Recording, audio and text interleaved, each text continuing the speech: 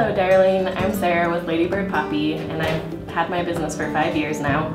And I just wanted to give you some extra tips after all these designs, just ways that will help you with floral design.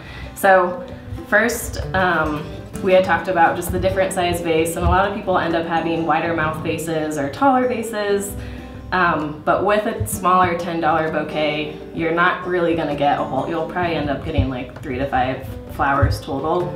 And so you may wanna think about just investing in something that's a little bit smaller, that has a little bit less of a circumference for the mouth, and that'll help it so that your flowers stay in place and they're not just flailing all over. So, and if you do end up having a larger vase, I would recommend at least like $30 worth of flowers or more. And typically if it's a taller vase, or even just like the tapered out vase, it'd probably be like $50 to even $100 worth of floral. So just keep in mind that if you're only spending just a small amount of $10 to $15, you'll go with the smaller vase, smaller lipped vase, and then if you want to spend more, you can use those larger containers.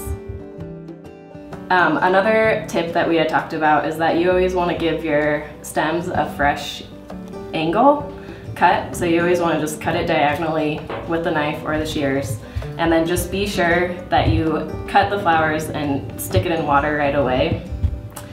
Something else too to keep in mind is you want to take off any of the lower foliage and the greenery at the bottom so that the water doesn't get as muggy and moldy as fast, and this will help your flowers last longer. So you just give it a fresh cut, and you always want to make sure too that the flowers are touching the base of the container, and that'll help too. So if the flowers drink the water, they're not without water, or they'll have water a lot longer. So, and something else too with the water, you want to fill your containers as close to the top as you can so it's not spilling out.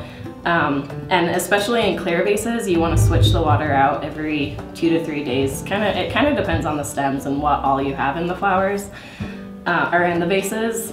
But a lot of times, like on this container, sunflowers tend to drink pretty quickly. So you can even just take this out, dump the water out, run it under the sink, give it a little swirl, spill it out again, and fill it up, and just make sure that you have just like lukewarm to cold water. And you always want to give it a fresh cut as well before you stick it back in, just because with the flowers being out of water, even for a minute or so, it can cause it to drink up a lot of air. So just give it a nice angled cut, stick it back in,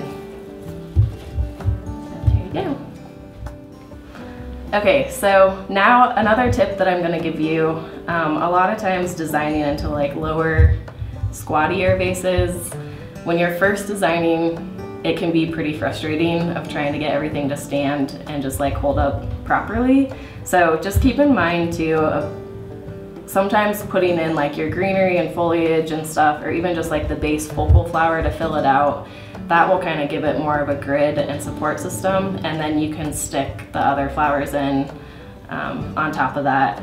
And sometimes too, you'll end up designing a little bit taller and it tends to just like fall out, and that can be really frustrating. But a good tip too is that you can even just like make a bouquet in your hand and just kind of pull the flowers down and then give it a fresh cut and cut like another ½ inch to 1 inch off, and that'll make it so that it's a little bit shorter and more compact together, and then you can just shove it in, and hopefully that'll give it a better grid system for you.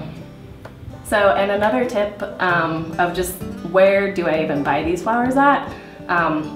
Pretty much every grocery store carries flowers, and I know a lot of times like you won't get as much diversity as like a lot of the flowers that I had used today. So I would say just like Safeway, King Soopers, any local grocery store is good if you just want basic flowers. And then if you want a little step up, maybe like Whole Foods, Trader Joe's, they're good options to find something a little bit more unique. And then if you want the real unique flowers, even just like the flowering kale that we used or just the pods that we had, you probably would want to look into just supporting your local florist, and they'd be able to have hands-on access to all different types of and varieties of floral for you.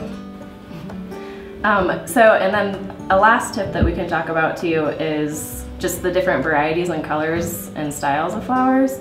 And a lot of times I enjoy just doing different colors that contrast against each other. So I have like the real pale white and pinkish color in there with this dark vibrant purple. And so I feel like it just makes the bouquet pop. But a lot of things that you can do too is just keep it a little bit more monochromatic and do all purples, all pinks, all purples, all yellows.